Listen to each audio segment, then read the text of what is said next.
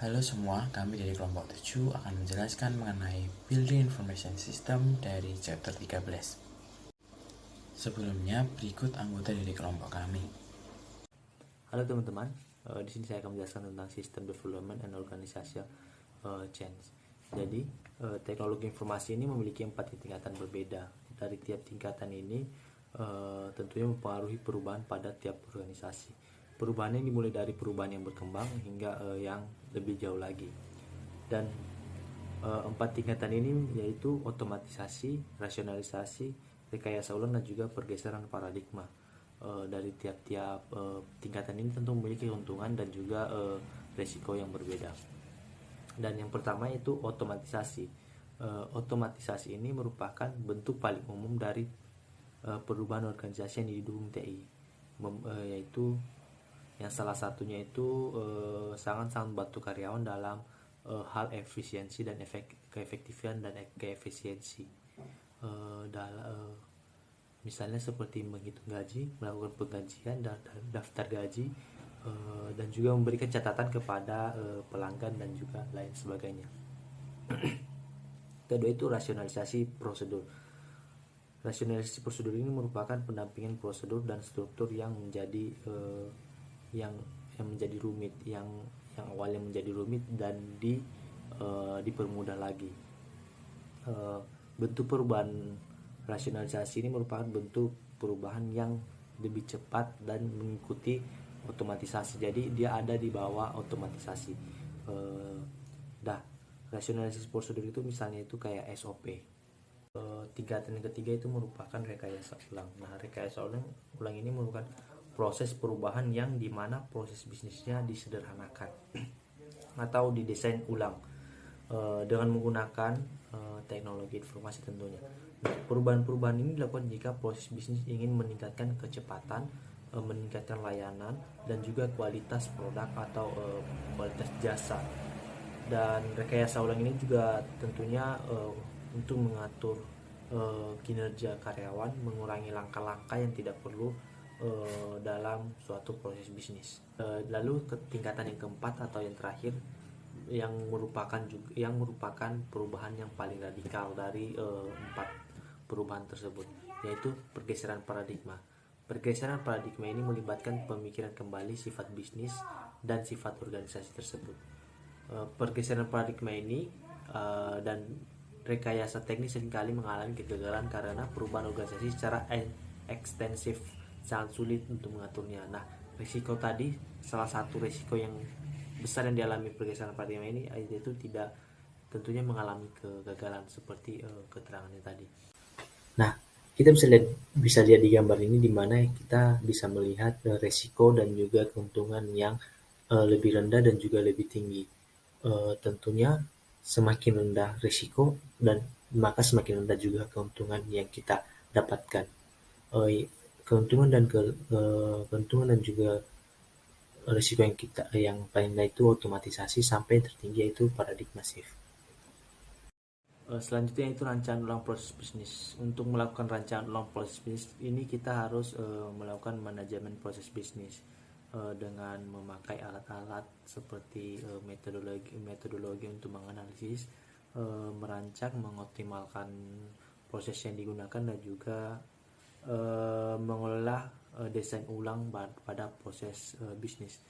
Nah, langkah-langkah dalam manajemen proses bisnis ini yaitu mengidentifikasikan proses untuk perubahan, menganalisis proses yang ada, merancang proses baru, menerapkan proses baru, dan juga melakukan pengukuran secara terus-menerus. Lalu kita melihat gambar ini, gambar yang menggambarkan proses as dan is untuk membeli sebuah buku di toko buku. Nah, bayangkan proses ini merupakan proses yang cukup rumit karena pelanggan yang mengunjungi sebuah toko akan mencari buku itu sendiri, dan jika menemukannya dia akan langsung datang ke kasir untuk membayarnya. Namun jika buku itu tidak bisa dia temui, maka ia akan menanyakan kepada petugas kasir atau petugas toko tersebut untuk melihat apakah buku itu tersedia atau tidak dan mencarinya. Jika tersedia maka dia akan membayar dan membawanya pulang. Namun jika tidak tersedia maka petugas itu akan memesankan buku tersebut kepada distributor buku atau penerbit. Lalu jika sudah memesankan maka nanti pembeli tersebut akan kembali untuk membeli buku tersebut. Nah, proses ini cukup rumit. Nah, pada gambar ini, gambar yang telah dirancang dengan proses yang baru, di mana proses pembelian buku ini dirancang ulang dengan memanfaatkan internet, di mana customer dapat mengakses toko buku secara online di gadgetnya, di komputernya, sehingga dia bisa melihat katalog buku online, buku-buku yang dia inginkan, dan juga yang ada di toko, sehingga dapat menekan waktu dan juga biaya, sehingga lebih efektif dan efisien dalam membeli buku. Lalu kita beralih kepada alat bantu bagi manajemen proses bisnis. Jadi sebagai informasi saja bahwasanya lebih dari 100 perusahaan perangkat lunak ini menyediakan alat bantu bagi aspek BPM yang bervariasi, mulai dari IBM, Oracle sampai TIBCO salah satunya. Alat bantu tersebut membantu bisnis dalam mengidentifikasi dan mendokumentasikan proses yang memerlukan peningkatan, menciptakan model peningkatan proses, menangkap dan menegakkan aturan bisnis untuk menjalankan proses, dan mengintegrasikan sistem-sistem yang ada untuk mendukung proses yang baru atau yang dirancang ulang, serta memverifikasi bahwa proses baru memiliki untuk ditingkatkan, mengukur dampak perubahan proses pada indikator kinerja dan juga bisnis utama kita. Pengembangan sistem, jadi aktivitas yang menghasilkan sistem informasi solusi untuk masalah dan juga peluang organisasi. Ada analisis sistem, desain sistem, pemrograman, pengujian, konversi, dan juga produksi dan pemeliharaan. Dan ini akan dijelaskan oleh teman saya. Selanjutnya adalah sistem analisis. Nah, sistem analisis ini kita akan menganalisis masalah yang akan dipecahkan oleh sistem yang baru tersebut. Hal yang perlu kita lakukan pertama yaitu mengidentifikasikan masalah, 2. Mengidentifikasi penyebabnya, yang ketiga menentukan solusi, dan yang 4 mengidentifikasi kebutuhan informasi.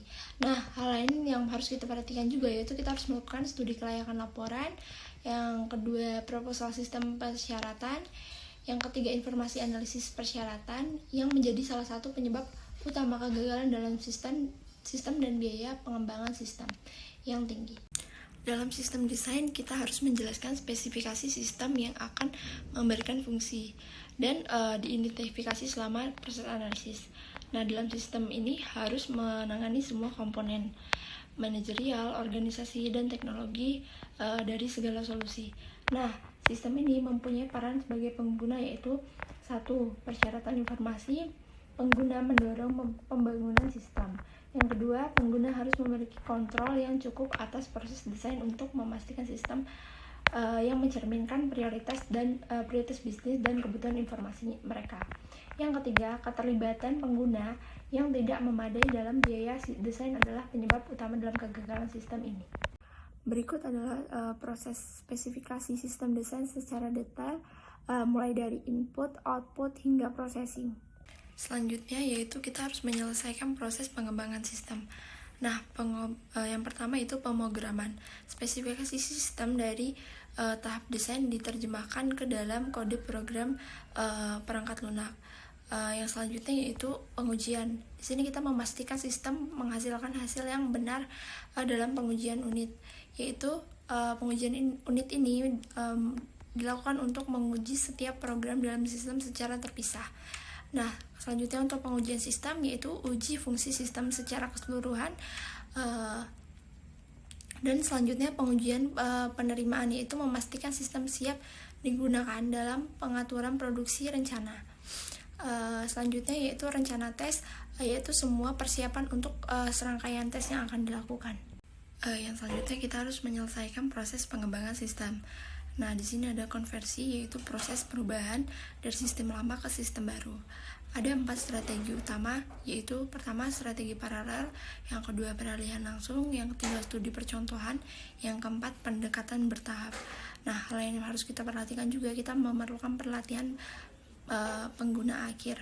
Selanjutnya kita harus melakukan finalisasi dokumentasi terperinci yang menunjukkan cara kerja sistem dari sudut pandang teknis dan pengguna akhir. Selanjutnya kita harus melakukan penyelesaian pengembangan sistem.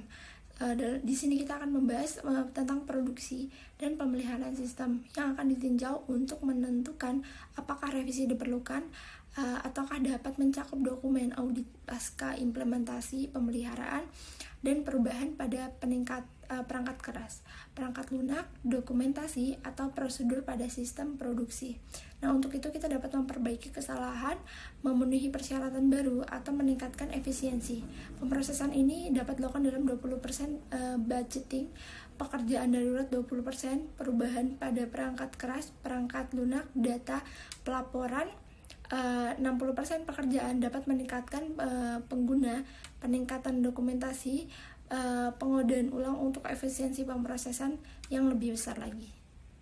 Berikut adalah penjelasan tabel tentang sistem development. Selanjutnya kita akan melakukan metodologi terstruktur. Nah, yang dimaksud terstruktur ini yaitu tekniknya selangkah demi selangkah progresif. Yang selanjutnya itu berorientasi pada proses. Nah, yang dimaksud dalam berorientasi pada proses ini yaitu berfokus pada proses pemodelan atau tindakan yang memanipulasi data. Yang harus kita lakukan yaitu pisahkan data dari proses, diagram, aliran data, atau DFD yang mewakili proses komponen sistem dan aliran data di antara mereka. Model grafis ini yang logis dari aliran informasi. Pada metodologi struktur selanjutnya ada data dictionary yang mendefinisikan isi aliran data dan menyimpan data.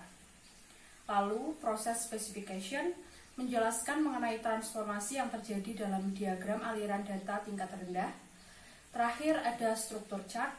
Bagian top down menunjukkan setiap tingkat desain hubungan ke tingkat lain dan tempat dalam struktur desain secara keseluruhan. Berikut adalah contoh diagram aliran data untuk sistem pendaftaran pada Mile-In University. Sebelumnya, mahasiswa akan menyerahkan formulir pendaftaran dengan nama, nomor identifikasi, dan nomor mata kuliah yang ingin mereka ambil. Lalu, pada proses pertama, yaitu akan ada verifikasi ketersediaan, apakah nantinya akan diterima atau ditolak. Kemudian, pada proses kedua, mahasiswa akan melakukan enroll student. Dan terakhir, ada konfirmasi pendaftaran. Ada satu entitas eksternal dalam sistem ini, yaitu mahasiswa, dan ada dua penyimpanan data, yaitu file master mahasiswa dan file kursus. Bagan ini menunjukkan bagan struktur tingkat tinggi untuk sistem penggajian. Jika sebuah desain memiliki terlalu banyak level untuk dimasukkan ke dalam satu bagan struktur, itu dapat dipecah lebih lanjut pada bagan struktur yang lebih rinci. Nah, bagan struktur dapat mendokumentasikan satu program, satu sistem, atau bagian dari satu program. Selanjutnya, pengembangan berorientasi objek. Pertama, ada objek. Objek ini adalah satuan dasar dari sistem analisis dan desain, menggabungkan antara data dan proses yang beroperasi pada data tersebut. Data dalam objek hanya dapat diakses oleh operasi yang terkait dengan objek itu. Kedua, berorientasi pada objek pemodelan, yaitu berdasarkan konsep kelas dan pewarisan. Nah, objek ini memiliki kelas tertentu dan memiliki fitur kelas, dan juga dapat mewarisi struktur dan perilaku dari kelas leluhur yang lebih umum. Gambar ini mengilustrasikan bagaimana kelas mewarisi fitur umum dan superkelasnya, yaitu hubungan antar kelas mengenai karyawan dan bagaimana mereka dibayar. Employee adalah superkelas, sedangkan salary, hourly, dan temporary adalah subkelas employee.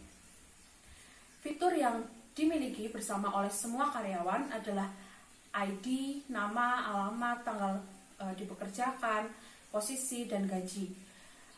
Itu semuanya disimpan dalam superkelas employee, sedangkan setiap subkelasnya menyimpan fitur yang lebih spesifik untuk tipe karyawan tertentu. Nah, khusus untuk karyawan per jamnya misalnya, itu ada tarif per jam dan tarif lembur mereka. Selanjutnya, pengembangan berorientasi objek, yaitu lebih berulang dan bertahap daripada pengembangan terstruktur tradisional. Yang pertama ada analisis sistem, yaitu interaksi antara sistem dan pengguna yang dianalisis untuk mengidentifikasi objek. Kedua, fase desain menjelaskan bagaimana objek akan berperilaku dan berinteraksi, dikelompokkan ke dalam kelas, subkelas, dan hierarki. Ketiga, ada implementasi. Di sini beberapa kelas dapat digunakan kembali dari perpustakaan kelas yang ada, yang lain dibuat atau diwarisi. Kemudian ada objek yang dapat digunakan kembali, yaitu pengembangan berorientasi objek berpotensi mengurangi waktu dan biaya pengembangan. Selanjutnya ada computer aided software engineering. Nah, alat perangkat lunak untuk mengotomatisasi pengembangan dan mengurangi pekerjaan berulang, yaitu termasuk yang pertama ada fasilitas grafik untuk menghasilkan bagan dan diagram. Kedua, pembuat layar dan laporan. Kemudian ada fasilitas pelaporannya juga. Ketiga, alat analisis dan pengecekan. Keempat, kamus data. Yang kelima, generator kode dan dokumentasi. Mendukung desain berulang dengan mengotomatisasikan revisi dan perubahan dan menyediakan fasilitas pembuatan prototipe. Yang selanjutnya ada membutuhkan disiplin organisasi untuk digunakan secara efektif. Tradisional sistem life cycle. Siklus hidup sistem adalah metode tertua untuk membangun sistem informasi. Metodologi siklus hidup adalah pendekatan bertahap untuk membangun sistem, membagi pengembangan sistem menjadi tahapan formal. Metodologi siklus hidup sistem mempertahankan pembagian kerja formal antara pengguna akhir dan spesialis sistem informasi. Siklus hidup juga menekankan spesifikasi formal dan dokumen, begitu banyak dokumen yang dihasilkan selama proyek sistem. Siklus hidup sistem masih digunakan untuk membangun sistem yang besar dan kompleks yang memerlukan analisis persyaratan yang ketat dan formal, spesifikasi yang telah ditentukan sebelumnya, dan kontrol yang ketat atas proses pembangunan sistem. Namun pendekatan siklus hidup sistem bisa mahal, memakan waktu, dan tidak fleksibel. Meskipun pembangunan sistem dapat dibolak-balik di antara tahapan dalam siklus hidup sistem sebagian besar merupakan pendekatan air terjun, di mana tugas dalam satu tahap diselesaikan sebelum pekerjaan untuk tahap berikutnya dimulai. Berikut adalah siklus hidup pengembangan sistem tradisional. Siklus ini dapat diulang, tetapi volume dokumen baru harus dihasilkan dan langkah-langkah ditelusuri kembali jika persyaratan dan spesifikasi perlu direvisi. Hal ini mendorong pembekuan spesifikasi relatif awal dalam proses pengembangan. Pendekatan siklus hidup juga tidak cocok untuk banyak sistem desktop kecil yang cenderung kurang terstruktur dan lebih individual. Prototyping terdiri dari membangun sistem eksperimental dengan cepat dan murah untuk dievaluasi oleh pengguna akhir. Dengan prototipe, pengguna bisa mendapat ide yang lebih baik tentang kebutuhan informasi mereka. Prototipe yang disetujui oleh pengguna dapat digunakan sebagai template untuk membuat sistem akhir. Prototipe adalah versi kerja dari sistem informasi atau bagian dari sistem sebagai model awal. Secara operasional, prototipe akan disempurnakan lebih lanjut hingga sesuai dengan kebutuhan pengguna. Proses membangun desain awal, mencobanya, menyempurnakannya, dan mencoba lagi disebut dengan proses interaktif pengembangan sistem karena langkah-langkah yang digunakan untuk membangun sistem dapat diulang berulang kali. Prototyping lebih eksplisit berulang daripada siklus hidup konvensional dan secara aktif mempromosikan perubahan desain sistem. Berikut 4 langkah dari proses pembuatan prototipe. Pertama, identifikasi kebutuhan dasar pengguna. Perancang sistem bekerja dengan pengguna hanya cukup lama untuk menangkap kebutuhan informasi dasar pengguna. Yang kedua, kembangan prototipe awal. Perancang sistem membuat prototipe yang berfungsi dengan cepat, menggunakan alat untuk menghasilkan perangkat lunak dengan cepat. Yang ketiga, gunakan prototipe. Pengguna didorong untuk bekerja dengan sistem untuk menentukan seberapa baik prototipe memenuhi kebutuhannya dan membuat saran untuk meningkatkan prototipe. Yang keempat, merevisi dan meningkatkan prototipe. Membangun sistem mencatat semua perubahan permintaan pengguna dan menyempurnakan prototipe yang sesuai. Setelah prototipe direvisi, siklus kembali ke langkah ketiga. Langkah ketiga dan keempat ini dapat diulang sampai pengguna merasa puas. Ketika tidak ada lagi diperlukan pengulangan, prototipe yang disetujui kemudian menjadi prototipe operasional yang melengkapi spesifikasi akhir untuk aplikasi. Prototipe paling berguna ketika ada beberapa ketidakpastian tentang persyaratan atau solusi desain dan sering digunakan untuk merancang antarmuka pengguna akhir sistem informasi. Karena prototipe mendorong keterlibatan pengguna akhir yang intens di seluruh siklus hidup pengembangan sistem. Lebih mungkin untuk menghasilkan sistem yang memenuhi kebutuhan pengguna. Namun prototyping cepat dapat mengabaikan langkah-langkah penting dalam pengembangan sistem. Jika prototipe selesai bekerja dengan cukup baik, manajemen mungkin tidak melihat perlunya pemrograman ulang, desain ulang, atau dokumentasi, dan pengujian lengkap untuk membangun sistem produksi yang dipoles. Beberapa dari sistem yang dibangun dengan tergesa-gesa ini mungkin tidak dengan mudah menampung sejumlah besar data atau sejumlah besar pengguna dalam lingkungan produksi. Pengembangan pengguna akhir memungkinkan pengguna akhir dengan sedikit atau tanpa bantuan formal dari spesialis teknis untuk membuat sistem informasi yang sederhana, mengurangi waktu, dan langkah yang diperlukan untuk menghasilkan aplikasi yang sudah jadi. Menggunakan bahasa query atau alat perangkat lunak yang memberikan jawaban online langsung atas pernyataan yang tidak ditentukan sebelumnya, serta pelaporan yang mudah digunakan, pengembangan situs web, grafik, dan perangkat lunak PC, pengguna akhir dapat mengakses data, membuat laporan, dan mengembangkan aplikasi sederhana sendiri dengan sedikit atau tanpa bantuan dari analis atau pemrogram sistem profesional. Secara keseluruhan, sistem yang dikembangkan pengguna akhir dapat diselesaikan lebih cepat daripada yang dikembangkan melalui siklus hidup sistem konvensional, mengizinkan pengguna untuk menentukan kebutuhan bisnis mereka sendiri, meningkatkan pengumpulan persyaratan, dan seringkali mengarah ke tingkat keterlibatan dan kepuasan pengguna yang lebih tinggi dengan sistem. Namun, perangkat lunak pengguna akhir masih tidak dapat menggantikan alat konvensional untuk beberapa aplikasi bisnis karena alat tersebut tidak dapat dengan mudah menangani pemrosesan sejumlah besar transaksi atau aplikasi dengan logika prosedural yang ekstensif dan persyaratan pembaruan. Komputasi pengguna akhir juga menimbulkan resiko organisasi karena terjadi di luar mekanisme tradisional untuk manajemen dan kontrol sistem informasi. Ketika sistem dibuat dengan cepat tanpa metodologi pengembangan formal, pengujian dan dokumentasi mungkin tidak memadai. Kontrol atas data dapat hilang dalam sistem di luar departemen sistem informasi tradisional.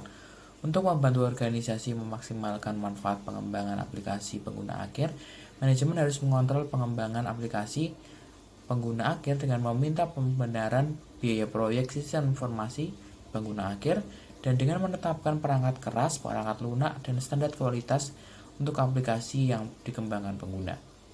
Selanjutnya, paket perangkat lunak aplikasi dan layanan perangkat lunak cloud. Banyak aplikasi yang umum untuk semua organisasi bisnis, misalnya daftar gaji, piutang, buku besar, atau kontrol inventaris. Jika paket perangkat lunak komersial atau layanan perangkat lunak cloud dapat memenuhi sebagian besar persyaratan organisasi, perusahaan tidak perlu membuat perangkat lunaknya sendiri. Perusahaan dapat menghemat waktu dan uang dengan menggunakan program perangkat lunak yang telah dibuat sebelumnya. Paket dan SaaS menyediakan banyak pemeliharaan dan dukungan berkelanjutan untuk sistem, termasuk peningkatan untuk menjaga sistem tetap sejalan dengan perkembangan teknis dan bisnis yang sedang berlangsung. Ketika perangkat lunak dari sumber eksternal dipilih, organisasi tidak lagi memiliki kendali penuh atas proses desain sistem.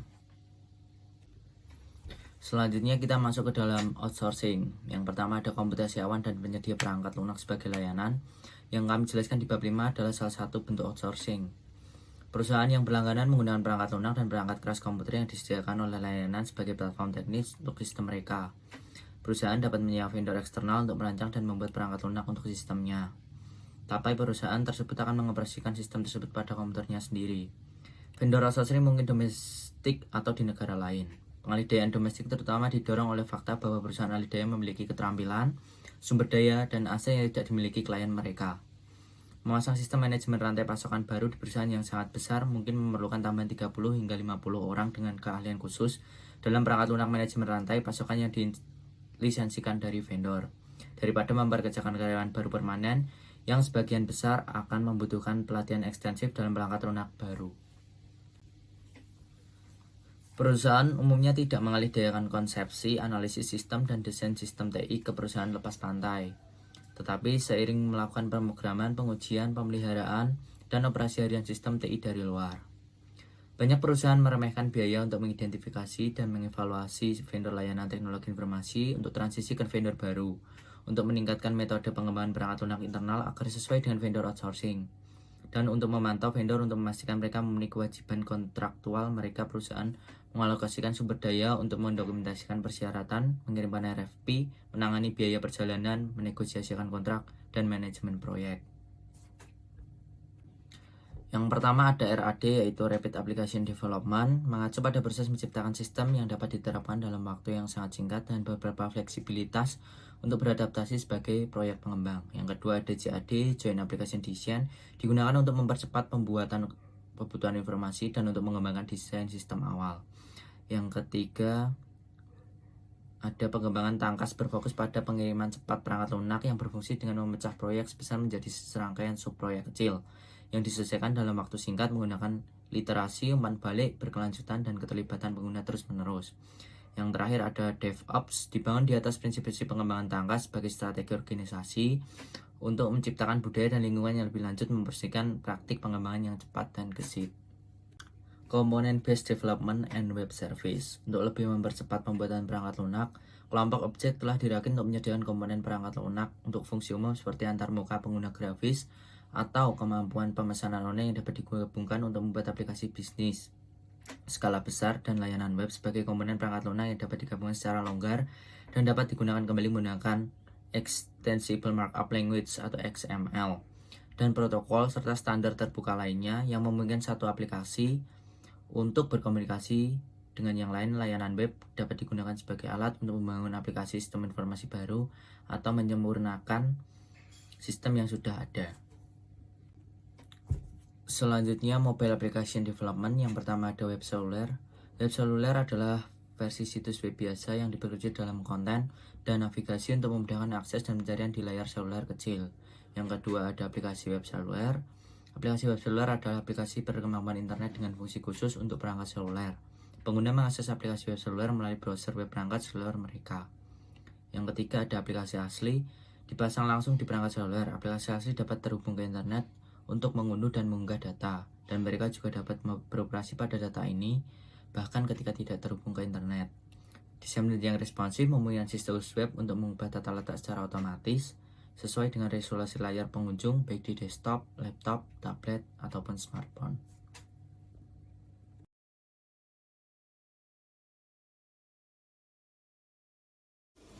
Sekian presentasi dari kami, semoga bermanfaat.